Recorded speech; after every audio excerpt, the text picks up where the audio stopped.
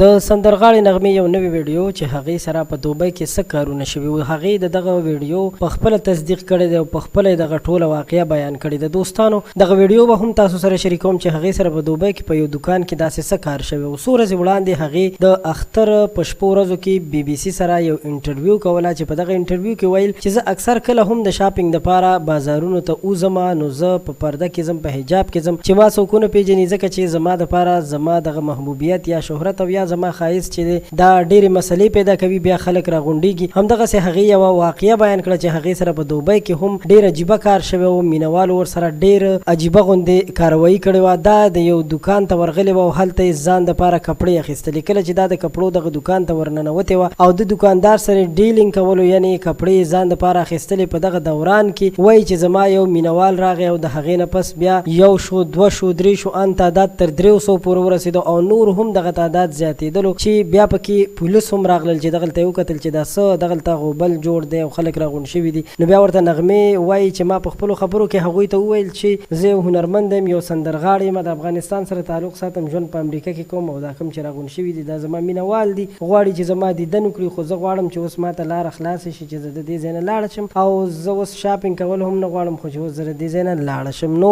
بیا وایي چې د هغې نه پس ماته لاره کولاو کړی شوله او زما مینواله خوا دې خوښ شول او زه راووتم. نو دوستانو داسې ډېر حادثات سندرغاړو سره کېږي، بالکل په دې کې شک نشته دی او وایي چې دا کار ما سره په دوبۍ کې شوی. واقعا چې نغمه ډېره زیاته ښکلې سندرغاړې ده او ډېره د دروند خوی مالکه ده. موږ به دعا کوو چې الله پاک دې هغوی ته ښکلی ژوند ورکړي او الله پاک دې دا توفیق ورکړي چې نور دې سندرو نه هم توبه وباسي، دا سندرې پرېږدي، ځکه چې سندرې ویل چې دا هم د شریعت په نیز باندې ښه خبره نه ده او نور واقعا چې هغې ته الله پاک ښایست ورکړی، محبوبیت لري، مینهوال یې ښه ډېر دي. نو دا د هغې باره کې یو تازه ترین اپډیټ و چې تاسو سره مو شریک کړل.